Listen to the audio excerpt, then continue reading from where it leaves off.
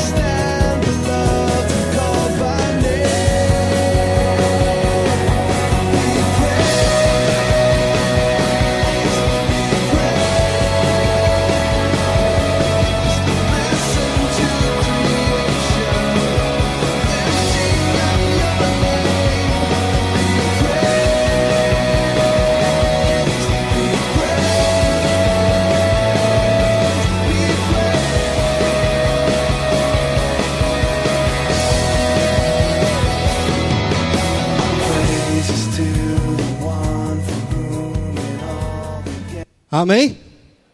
Abra sua Bíblia no livro de Romanos, capítulo 12. Para quem não sabe o que estamos fazendo por esses dias ou como estamos caminhando, estamos nos preparando para essa jornada em que Deus tem, neste lugar, nos convidado a caminhar. Uma jornada rumo à nossa recuperação, tratando de questões do nosso mundo interior, tão importante, e eu quero continuar desafiando a tua vida a fazer as suas inscrições, na medida em que a palavra de Deus anda falando com o teu coração, na medida em que os testemunhos têm impactado a tua vida, na medida em que o Espírito Santo anda convencendo-nos neste lugar de que de fato precisamos de recuperação, precisamos de cura em algumas áreas da nossa vida. Amém? Amém, igreja? Nós vamos para o nosso quinto passo. Como eu disse, estamos num momento de preparação para aquilo que Deus ele vai certamente nos levar a partir da primeira semana de março. Então eu quero que você se prepare com aquilo que Deus está já, acredito eu, incomodando, impactando, convencendo o teu coração desde já. Nosso quinto passo fala sobre submissão. Você pode repetir submissão? Isto. Um dos desafios a qual nós somos expostos é que lidamos com um mundo em que está em constante transformação. Isso é fato, né? Estamos na era da computação e tudo tende a ser mais rápido. Tudo anda na mão da praticidade, da eliminação da ociosidade, do ganho de tempo. A palavra recorrente em nosso momento atual é instantaneidade. Tudo é prático, né? Tudo tem controle, tem botão, é automático. Controle remoto de TV, controle remoto de rádio, controle remoto para o portão da garagem. Lava-louça é automática, máquina de lavar é automático, carro é automático. Botões para serem apertados, e assim acende-se o fogão, aperta-se o botão e se esquenta automaticamente. Pega-se dinheiro de maneira automática. Até comida hoje, através de um botão, você é capaz de obter. E assim tem se criado uma cultura, a cultura de que tudo é rápido e instantâneo.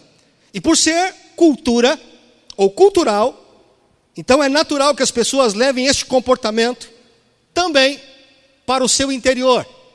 Achando que aqui fora, uma vez que a nossa cultura diz que tudo é instantâneo, tudo pode ser rápido e prático, nós muitas vezes começamos a levar essa cultura aqui externa de fora para dentro.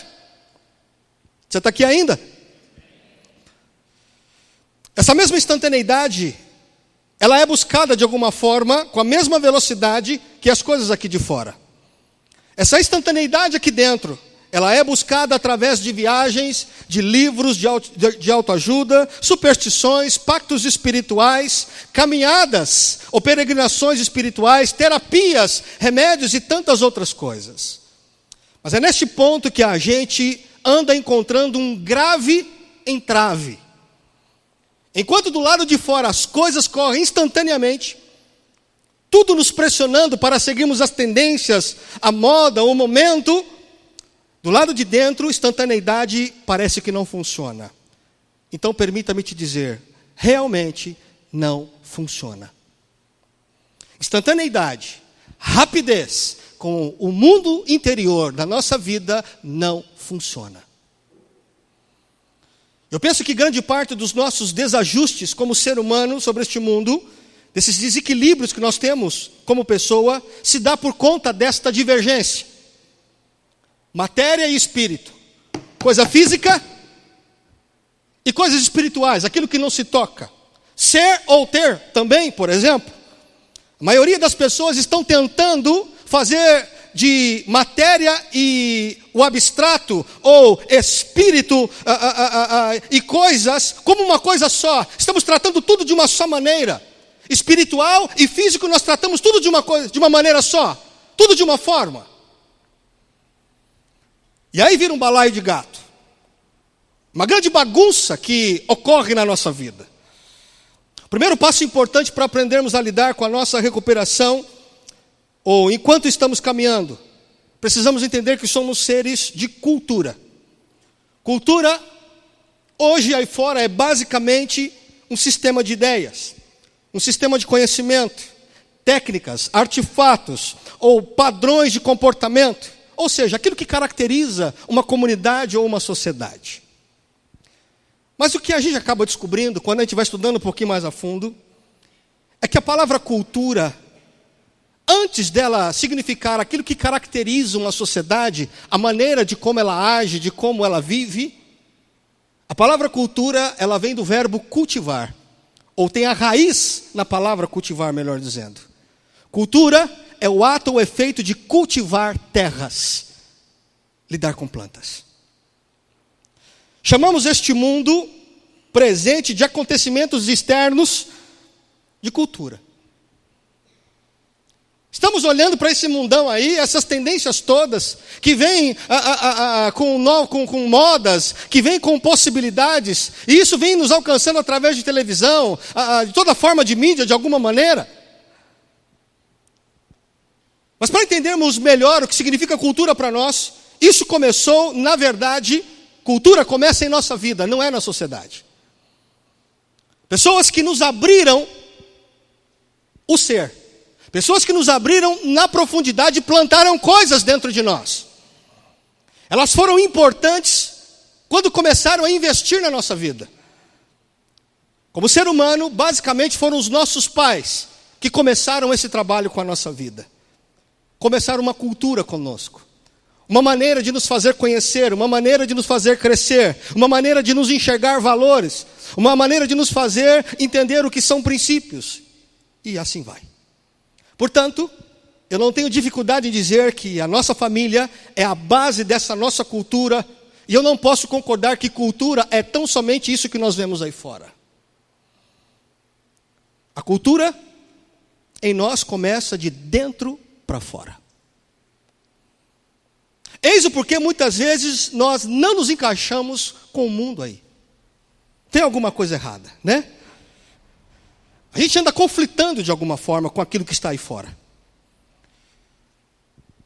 Não nos encaixamos porque algumas coisas foram implantadas lá atrás, quando nós nascemos, de uma forma que hoje não é diferente. O que eu enxergo hoje como cultura não está batendo com aquilo que foi colocado lá atrás em mim. Você está aqui ainda? Hoje o mundo fala o que é cultura e a gente vai assumindo isso inconscientemente. Se todo mundo compra alguma coisa, se todo mundo tem alguma coisa, se todo mundo faz de uma mesma forma. E a gente vai inconscientemente assumindo isso. Mas no fundo, a gente está um pouco incomodado com isto. Porque aqui dentro tem alguma coisa que está dizendo, olha, tem alguma coisa errada com esse negócio aí fora que você está fazendo. Porque aqui dentro as coisas são mais lentas. Elas precisam de tempo, elas precisam ir mais devagar, bem mais devagar.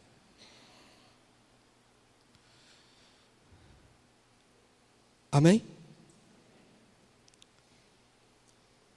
falando dessa cultura primeira, que é aquilo que começou a acontecer conosco lá atrás, na infância. Quando nós chegamos a este mundo, nós precisamos de, no mínimo, 5 coisas importantes que fazem parte da formação da nossa vida como ser humano, como pessoa. Primeiro,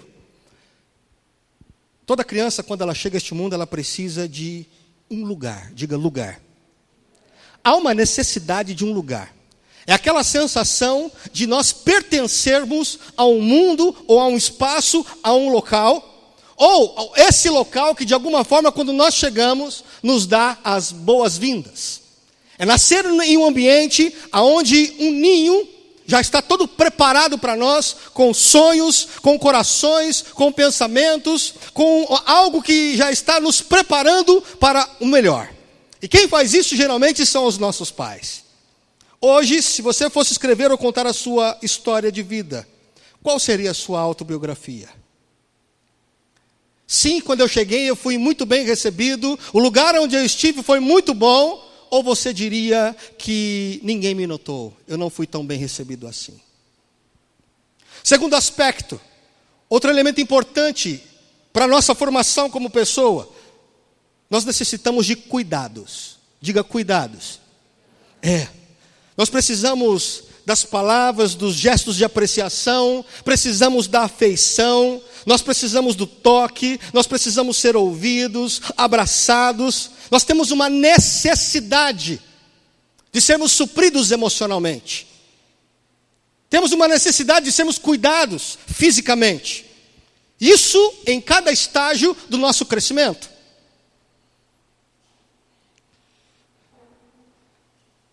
Terceiro elemento importante para nós. Nós precisamos de apoio. Apoio é aquele lugar, ou são aquelas pessoas em que, não importa o que nos ocorra, nós podemos correr e caminhar na direção daquele lugar e não temos problemas, porque lá nós seremos aceitos. É um ambiente de carinho, é um ambiente de amor, é um ambiente que nos recebe. Quarto elemento importante para a nossa vida, para nos formarmos como pessoa, precisamos de proteção. Diga proteção. Isso. Proteção de abusos. Abusos psicológicos. Abusos emocionais. Abusos físicos. Aliás, como você me ouviu falar aqui no final do ano passado, uma das coisas mais drásticas que tivemos no ano de 2014, foi literalmente o quanto as crianças foram expostas à violência. Foi um número absurdamente grande, no mundo todo.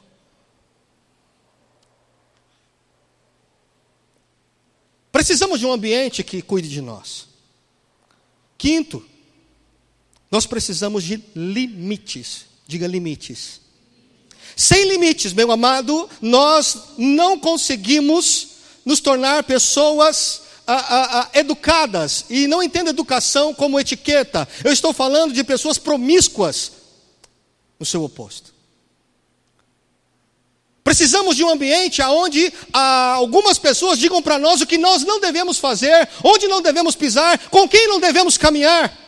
Porque senão, meu querido, se tudo for dado às nossas mãos, se não houver limite para nós, seremos pessoas ou promíscuas, ou então narcisistas, onde eu sou o centro do mundo. Tudo roda em meu favor. E aí eu pergunto, quem é que teve tudo isso de maneira plena, no seio da sua família, sem falhas? A verdade é que em alguns momentos, nós ao identificarmos com essas realidades, nós saberemos que os nossos pais, eles falharam conosco em algum momento. Talvez estivemos lidando com crítica destrutiva, abuso de autoridade, mentira, controle emocional, promessas não cumpridas, intimidações. Estou falando da nossa casa. Estou falando aqui de culpa, de negação, de segredos. Estou falando aqui de táticas de pressão. Estou falando aqui de vergonha, de humilhação, de ameaça, de violência. Então nós precisamos lidar com uma realidade. por mais que eu tenha tido uma boa família, por mais que eles tenham tido, ou tenham iniciado um cultivo em minha vida, por mais que eles tenham formado o meu ser, de alguma forma houve falhas. A bem da verdade, meu querido, ninguém emerge de uma família totalmente ileso. Todos nós saímos do meio da nossa família com algum tipo de marca. Você está aqui ainda? Por isso é tão importante lidarmos com a nossa cura, com a nossa recuperação, tratando com a nossa realidade cultural lá atrás, quando nós começamos. Quantos de nós não sofremos algum nível de dor por conta de alguma falha num desses ambientes que não foram reais para nós? Quantos que chegaram neste mundo e na verdade não foram literalmente bem recebidos? Quantos não foram rejeitados pelos seus pais? Ainda no ventre. Quantos que nós fomos pedir ajuda para os nossos pais e eles nos ameaçaram? Quantos de nós fomos contar o nosso problema para os nossos pais e achando que nós teríamos um apoio, fomos expostos? Quantos de nós não vivemos debaixo de violência, ameaça, de pressão?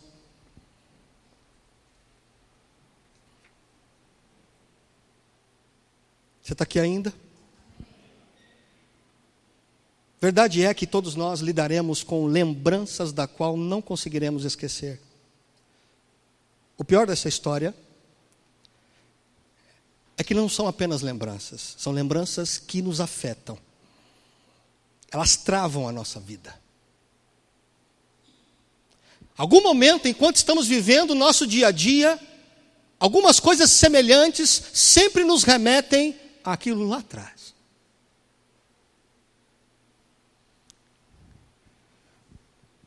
Permita-me te dar uma notícia. Por incrível que pareça, muitos dos nossos pais não fizeram isso porque eram maus. Porque foi assim que eles aprenderam. Você está aqui ainda? É uma questão do pecado, querido. Foi o pecado que afetou o homem, entrou na família, não tem jeito. O pecado, ele não permite a perfeição na família.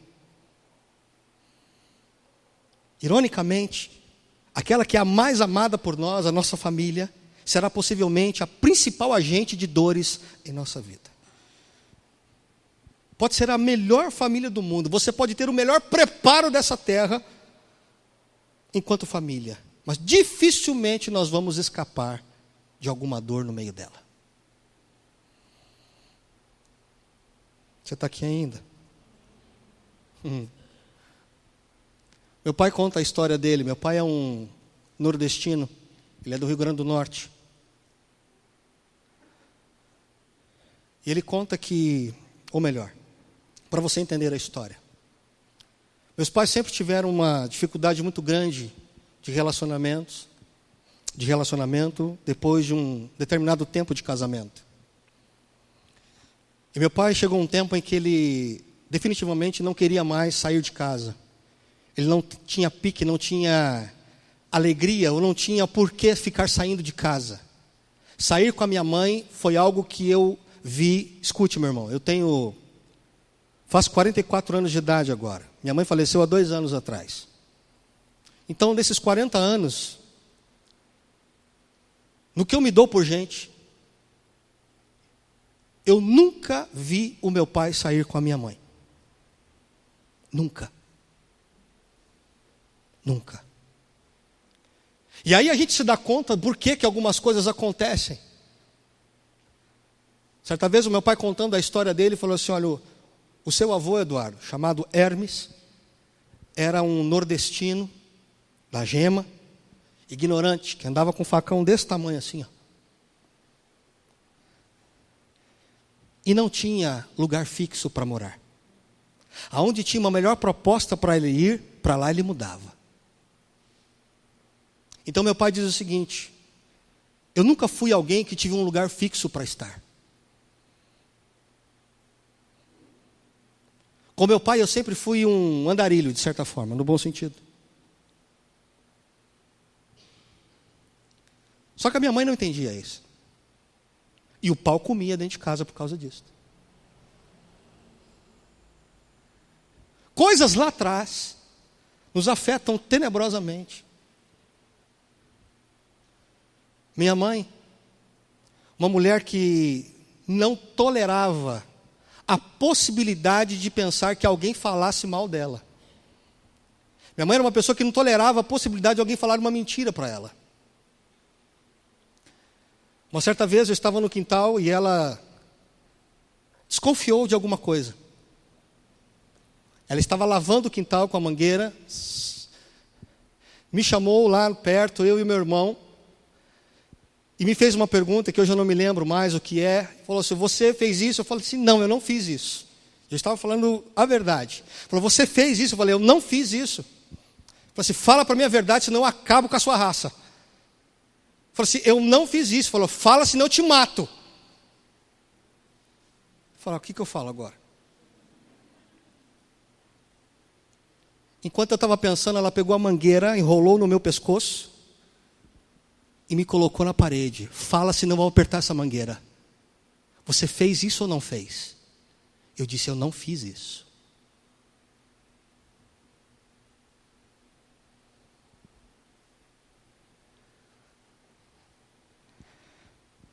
Alguns de vocês aqui hoje possivelmente devem ter alguma coisa semelhante à minha.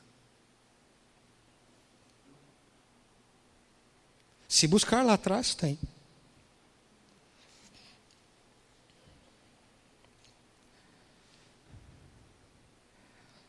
Deus tem um plano de cura para a nossa vida. Crê nisso?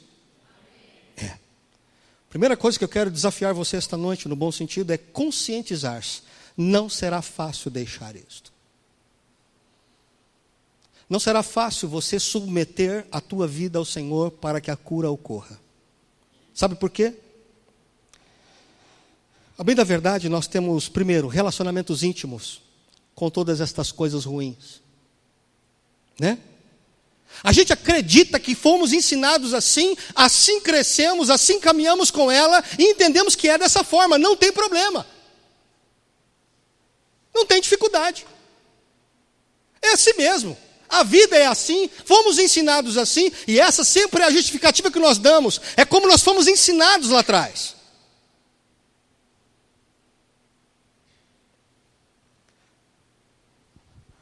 Precisamos tomar consciência, querido, que não será fácil deixar, porque nós somos partes desses sentimentos, né?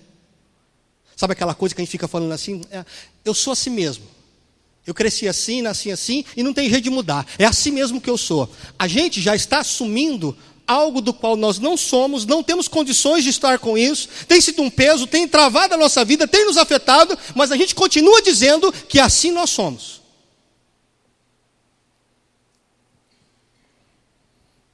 Está aqui ainda?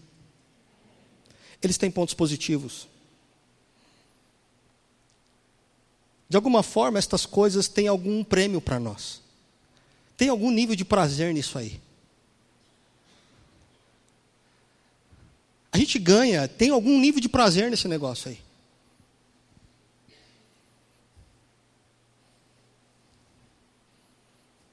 Qual que tem sido a sua alegria no meio dessa fraqueza, no meio desse trauma, no meio desse mau hábito? Pare para pensar. Quarto,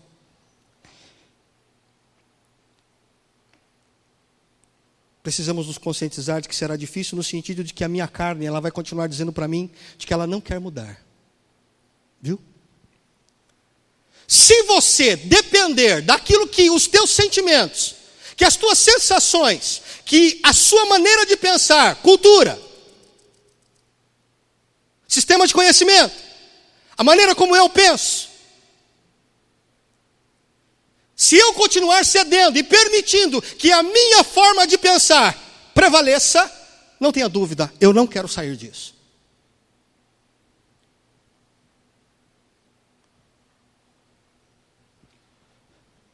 Isso foi tão sério, meu querido, tão complicado, que me afetou profundamente a nível de relacionamentos. Eu já contei para vocês aqui que quando eu conheci a Tita, a primeira noite que eu a conheci, ela contou a vida dela, de quando ela nasceu até aquele momento. Numa noite, em 2h30, eu fiquei assim, ó. E aí vinha, né? Você sabe quanto tempo eu demorei para falar da minha vida para a Tita?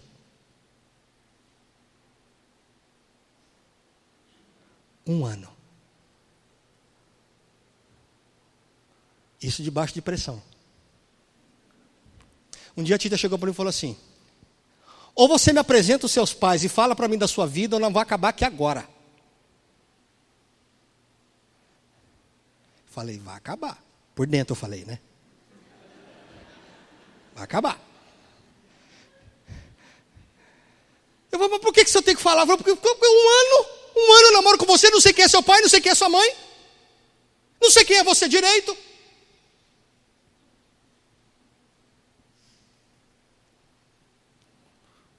Tudo isso porque na minha casa, meu amado, não havia a habilidade ou a facilidade de se conversar, de se falar de si para o outro. Na verdade, com 12 anos, eu me tornei o maior confidente da minha casa para minha mãe. Minha mãe contava toda a vida dela, meu irmão, do espiritual ao físico, da intimidade à vida diária. Não era o meu pai o confidente dela. Com 12 anos de idade.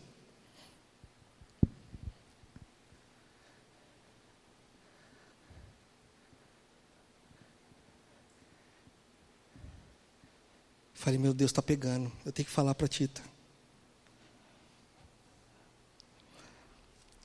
Falei, tá bom, vou marcar um dia para você em casa. Como vocês sabem, na época, minha casa era só de bloco, sem janelas.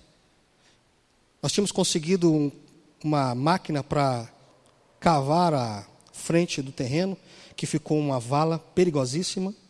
Então fizemos uma escada de madeira para subir e para descer para a nossa casa. Eu falei, Deus, eu vou levar a Tita naquele negócio, Jesus. Eu falei, Tita, não é a hora de sair. Eu falei, não quero saber. Ou vou ou acaba. Eu falei, então vamos. E aí eu comecei a entrar em jejum, em oração, tremedeira, tudo que você imaginar. Eu falei, meu Deus, ajuda que a minha mãe receba bem a Tita, Senhor. E lá vai a Tita, meu irmão.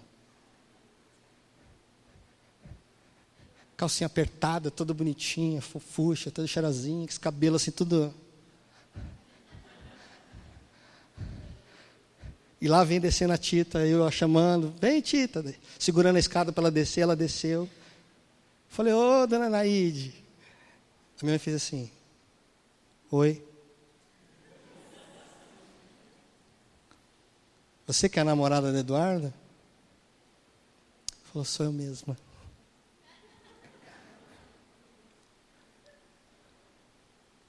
E você não sabe a luta que foi, meu irmão, para desenrolar a partir daí. De forma que a Tita se tornou literalmente a filha mais velha que a minha mãe não teve. Mas a um custo muito alto. Mas parte dessa situação foi minha.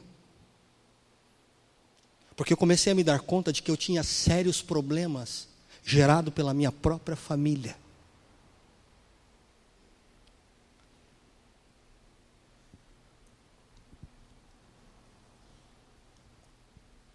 Só mais uma e eu termino.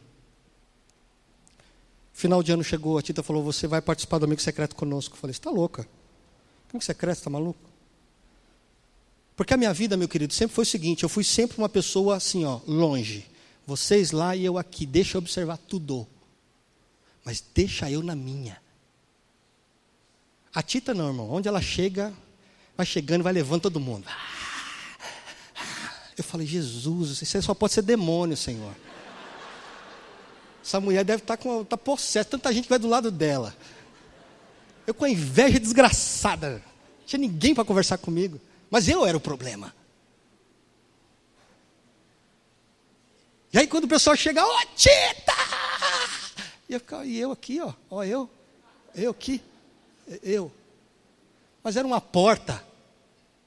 Estava acostumado com isso. Fomos para o amigo secreto da Tita. Você vai participar do amigo secreto? Você é maluco? Não vou. Não vou. E não fui. Cheguei lá, meu irmão. A Tita tem quantos irmãos tem mesmo, filha? 9? 9 irmãos, né? Imagina, irmão, 9 irmãos. Sobrinho tudo pequenininho assim, ó. Uma muvuca de final de ano, meu irmão. E é presente que vou para lá, é presente que vou para cá. E nego zoando para lá, e nego zoando para cá, irmão. Foi uma sala de 4x4, meu irmão. Mas nego baforando em cima do outro e zoando adoidado. E eu só assim, vai amarrando em nome de Jesus. Mas por dentro a inveja comia. Falei, Deus, tem um negócio errado. E eu não dava o braço a torcer. Falei, tudo bem, Eduardo? Eu falei, tudo bem. Quando foi no segundo ano, ela disse assim, você vai participar do amigo secreto com a gente? Eu falei, não. Ela falou, você vai, porque senão eu termino aqui. Eu falei, então vamos. Então vamos. Aí nós fomos. E ali começou uma libertação sobre a minha vida. Né? Porque eu comecei a conversar com gente diferente. Eu comecei a lidar com gente diferente. Eu comecei a abrir um pouco mais a minha vida.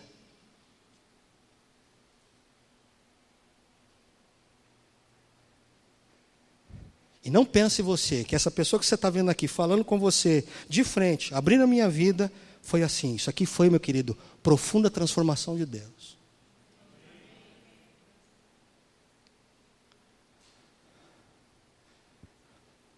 Abra sua Bíblia. Romanos 12, versículos 1 e 2. Portanto, irmãos, rogo-lhes que pelas misericórdias de Deus, que se ofereçam em sacrifício vivo, santo e agradável a Deus. Este é o culto racional de vocês. Preste atenção, amados. Não se amoldem ao padrão deste mundo, mas transformem-se pela renovação da sua mente, para que sejam capazes de experimentar e comprovar a boa, agradável e perfeita vontade de Deus. Eu vou ler o mesmo versículo, porém com o mesmo teor. Portanto, com a ajuda de Deus, quero que vocês façam o seguinte: entreguem a vida cotidiana, dormir, comer, trabalhar, passear, tudo isso entregue a Deus como se fosse uma oferta. Receber o que Deus fez por vocês é o melhor que podem fazer por Ele. Não se ajustem por demais à cultura deste mundo, a ponto de não poderem pensar mais. Em vez disso, concentrem a atenção em Deus. Vocês serão mudados de dentro para fora. Descubram o que Ele quer de vocês e tratem de atendê-lo.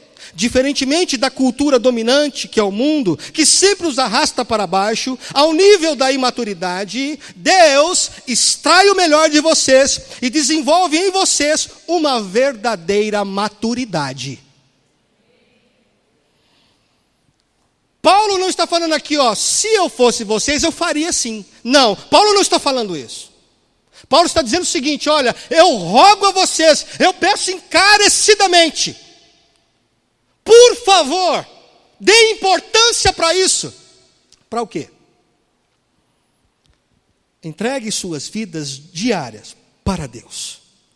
Não se amoldem ao padrão deste mundo, à cultura deste mundo. Paulo está dizendo, eu e você precisamos renovar, precisamos mudar, precisamos transformar a nossa maneira de pensar.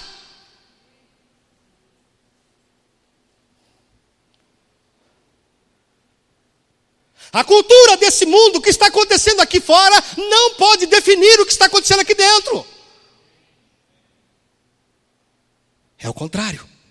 É de dentro para fora. Como, pastor? Com a palavra de Deus. Não tem outra forma. Paulo está dizendo que a maneira de nós sermos mudados, transformados, curados, recuperados, restaurados, é trazendo a palavra, a maneira de Deus pensar, a maneira que Deus tem para dentro de nós. E assim, começaremos a mudar o nosso padrão de vivência.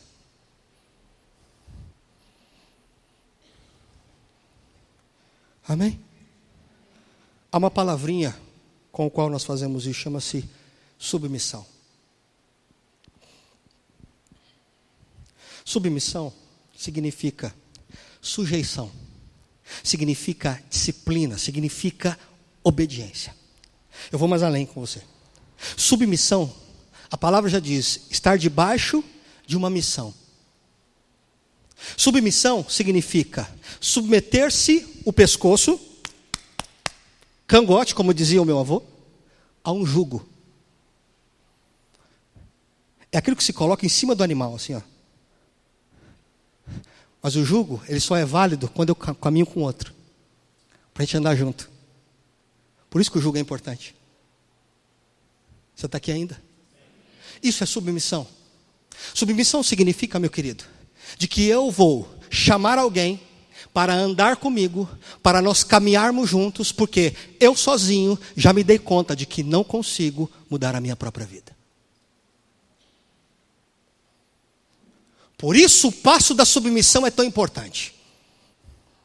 A minha recuperação, a minha transformação, ela passa pelo desafio de eu colocar voluntariamente, como Paulo aqui diz para nós, olha, prestem atenção, eu rogo a vocês, por favor, olhem para isto com total importância para as suas vidas, isto vai mudar a história de vocês, tragam o padrão de Deus para dentro de vocês. Isto significa que eu estou saindo do controle para me submeter.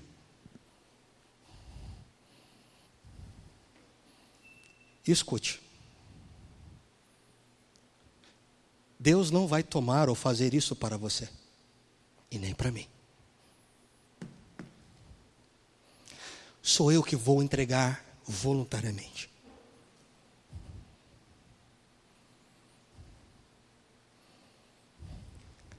Se eu não entregar, Deus não fará.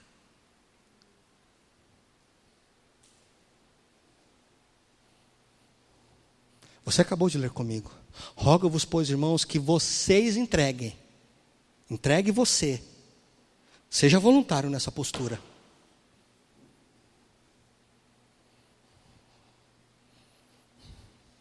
Você está aqui ainda? Sim ou não?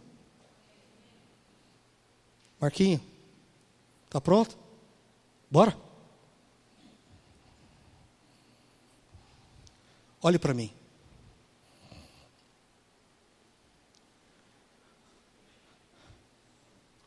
Por um momento, feche os teus olhos. Só por um momento e me escute. Só por um momento.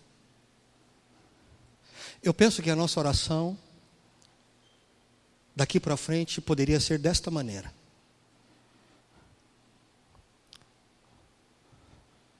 Senhor, eu me submeto voluntariamente a todas as mudanças que o Senhor deseja fazer em minha vida. E humildemente pedir que o Senhor remova as minhas falhas de caráter. Eu vou repetir. Senhor, eu submeto voluntariamente, eu me submeto voluntariamente a todas as mudanças que o Senhor deseja fazer em minha vida. E humildemente pedir que o Senhor remova todas as minhas falhas de caráter. Amém? Amém? Marquinho vai falar conosco um pouquinho do que Deus tem feito com ele. Depois de alguns desafios que Deus já tem feito, eu quero que você preste atenção no que ele vai partilhar conosco.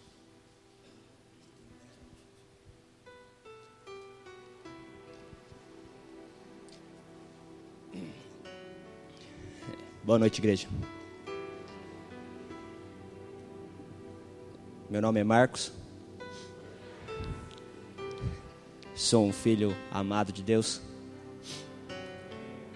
E antes de eu falar daquilo que eu lutei e luto, para quem me conhece, eu não nasci num berço evangélico. Eu nasci no mundo, como se diz por aí. E graças a Deus, ainda assim, fui alcançado pela graça de Deus de poder ter nascido, né, numa família. Tenho pai, tenho mãe, estão ali atrás os dois, bênçãos na minha vida. E eu tive uma infância, de certa forma, tranquila. Passei alguns desafios com o meu pai. Quem esteve aqui semana passada ouviu ele testemunhar sobre um pouco do temperamento dele e tal. Mas não é isso que eu queria partilhar com vocês. Minha adolescência, por volta dos 10, 11 anos, eu fui apresentado à pornografia por um parente meu, por um primo. E desde esse momento, eu nunca mais fui o mesmo. Nunca mais eu fui o mesmo Marquinho Pitititico. A partir daquele momento, eu iniciei um caminho de autodegradação, de autodestruição.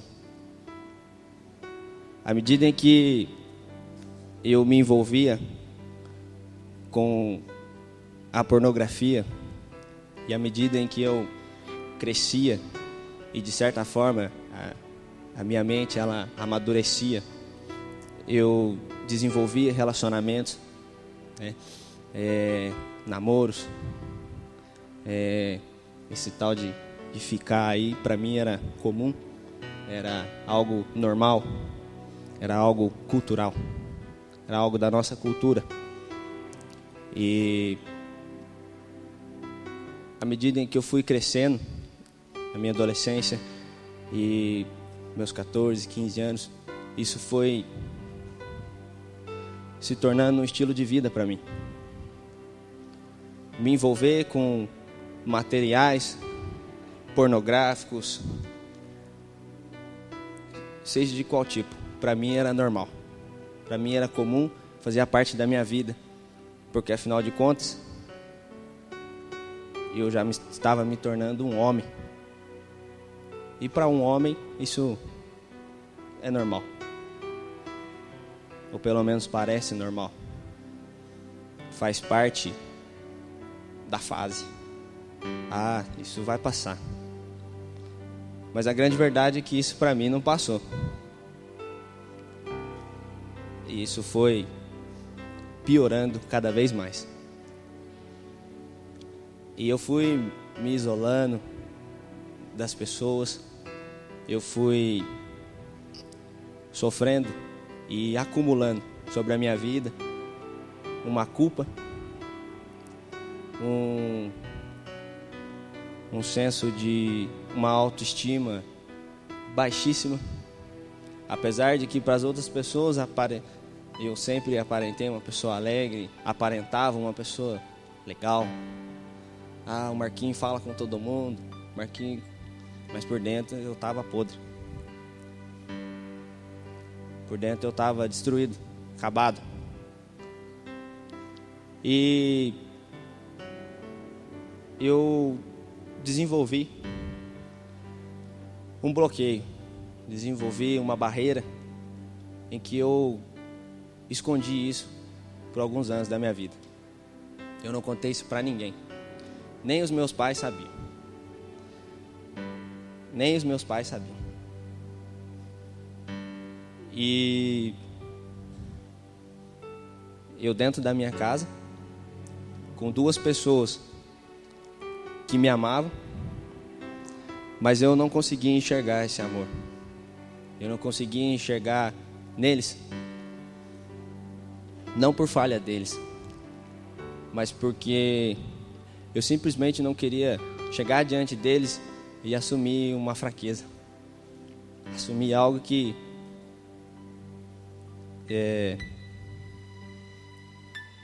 uma circunstância da minha vida fez com que eu entrasse nesse caminho. Mas quando eu me converti, quando eu tive um encontro com Deus, com Cristo, isso passou a me incomodar. E eu passei a buscar a Deus, a ler a palavra, a conhecer a palavra de Deus. E a impressão que eu tinha é que, em vez disso melhorar, quanto mais eu chegava perto de Deus, e quanto mais eu chegava perto da palavra de Deus, pior eu ficava. Por quê? Porque eu queria que Deus mudasse aqui, que Deus mudasse a minha vida ali, que Deus mudasse lá, colar, isso. Mas isso eu peguei para mim, guardei num quartinho escuro, fechei, tranquei e deixei ali quietinho. Quietinho. Não vou. Isso é fase, uma hora vai passar, uma hora eu vou me livrar disso aí, uma hora isso aí vai acabar. Só que isso não acabou, e eu passei a caminhar, eu passei a vir à igreja, e me envolver com os irmãos e tal. Mas isso continuou dentro de mim. Isso continuou fazendo parte da minha vida. E essa culpa, ela triplicou, quadriplicou de tamanho, de peso, porque eu não conseguia acreditar. Eu sou um cristão, ou me digo um cristão, mas eu não consigo largar esse vício. E um dia, quando nós iniciamos o CR, Deus me disse algo, que um dia haveria a possibilidade de eu estar aqui testemunhando, falando sobre isso. Mas o que Deus me disse é que eu estaria aqui testemunhando que Deus me curou desse vício. E que eu estou aqui falando disso naturalmente, sem medo de nada, nem de ninguém, porque a cura, ela me alcançou. Eu fui alcançado pela cura de Deus. Então todo jugo, todo peso, tudo aquilo que não era meu, que não fazia parte da minha vida, Deus arrancou, Deus tirou de mim. Então, e hoje, eu prefiro ser reconhecido, tanto aí fora, quanto aqui dentro, como um ex-viciado na pornografia, do que um suposto jovem de Deus, mas que por dentro não tenho nada. Ou que por dentro eu estou sofrendo ainda, eu tenho um quartinho escuro, trancado, com coisas que Deus está batendo, pedindo para que eu abra, submeta essa área da minha vida nas mãos dele, sobre o poder dele, e eu não faço. Então eu prefiro que as pessoas olhem e falem assim: olha, ali é um jovem que hoje ele foi um viciado na pornografia, mas hoje ele é um jovem restaurado, curado, liberto,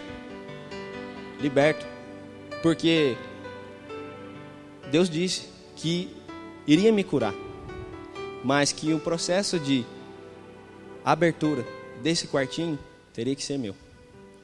Como nós compartilhamos no GF sexta-feira, e o irmão Varnos estava lá, e existe um quartinho que todos nós escondemos algo, né? E esse quartinho fica várias bagunças, várias tranqueiras. E o Espírito Santo está lá fora com um maçarico para incinerar tudo isso. Mas o processo de ir lá e abrir esse quartinho não é dele, é meu. E Deus me deu a chance de, antes de eu me casar, de antes de eu, sei lá, fazer outra coisa, Deus me deu a chance de ser curado, de ser restaurado, de poder estar aqui falando disso de uma forma natural. Então eu queria motivar o coração de vocês, principalmente os jovens, tanto os moços quanto as moças que estão aqui. Não percam essa oportunidade. Se envolva com o CR, porque o CR ele é uma ferramenta. Quem vai trazer a cura na sua vida é o Senhor. Mas o CR é uma grande ferramenta que Deus está restaurando essa igreja e vai restaurar ela por completo. Eu agradeço o silêncio de todos. Obrigado. Deus abençoe. Aplauda o Senhor. Obrigado, Marquinhos.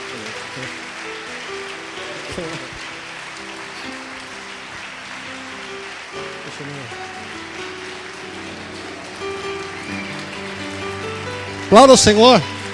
Ele é digno.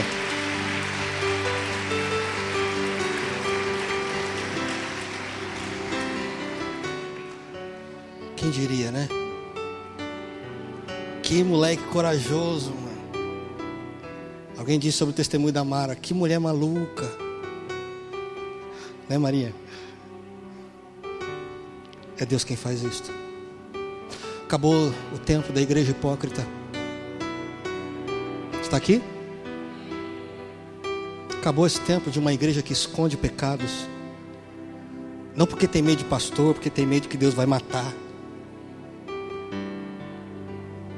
Mas porque sabe que tem um Deus que quer curar e restaurar e recuperar a nossa vida. Eu quero te dar alguns passos importantes nesse processo de submissão. Primeiro, viva um dia de cada vez. Amém? A gente está sempre se entristecendo por aquilo que não aconteceu no passado e estamos sempre preocupados ou questionando o futuro. A Bíblia não ensina nenhum e nem outro. Ela diz o seguinte: viva o hoje, agora. Um dia de cada vez. Hoje eu preciso submeter essa minha área ou essas áreas ao Senhor. Segundo, foque no poder de Deus. Estamos descobrindo, na medida em que caminhamos, que a nossa própria força de vontade, por si só, ela não resolve o nosso problema. Ela precisa do poder de Deus. Você está aqui ainda? Filipenses capítulo 4, versículo 13 diz: tudo posso naquele que me fortalece. Enquanto caminhamos, se dependermos de Senhor Jesus, Ele nos dará a força e o poder necessário para vencermos. Submeta-se. Terceiro, concentre-se no que você precisa e não no que você sente. Aliás, o drama que a igreja vive hoje, essa vida de achar que vida com Deus é aquilo que sente. Se não sente, Deus não está. Não é o que a Bíblia ensina. A Bíblia diz que nós vivemos por fé. Estamos sempre tão preocupados com aquilo que eu não sinto, com aquilo que eu não tenho sensações, não tenho tremedeira, não tenho isso, não tenho aquilo. Concentre-se naquilo que você precisa. Provérbios capítulo 4, versículo 23 diz: de tudo que se deve guardar, guarde primeiro o seu coração, porque dele depende a maneira como você vai viver a sua vida. Geralmente aí no mundo, quando se fala em coração, a primeira coisa que as pessoas pensam: sensações, emoções, sentimentos. Não, meu irmão. Quando eu falo do coração, de cuidar dele, é para que ele não seja tomado por emoções tão somente. Eu não posso ter um coração, uma vida interior tomada tão somente por emoções e sensações. Pelo contrário, eu preciso de bom senso. Você está aqui ainda? Eu preciso de razão. Eu preciso de sabedoria, de preferência aquela que vem do alto. Quarto, concentre-se em fazer coisas boas e não em sentir-se bem. Você está aqui ainda? Gálatas capítulo 5, versículo 16 diz assim: vivam pelo Espírito e de modo nenhum satisfarão os desejos da carne. Concentre-se em fazer o que é certo. Não permita que as sensações definam para você o que é bom para a tua vida. Um dia de cada vez.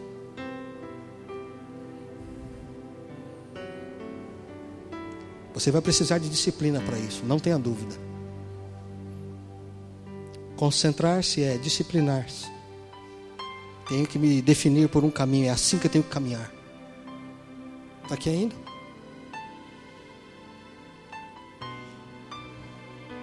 Quinto, ficar perto de pessoas que me ajudam e longe das que me atrapalham. Diga amém para isso. Paulo já dizia que as más companhias corrompem os bons costumes. Querido,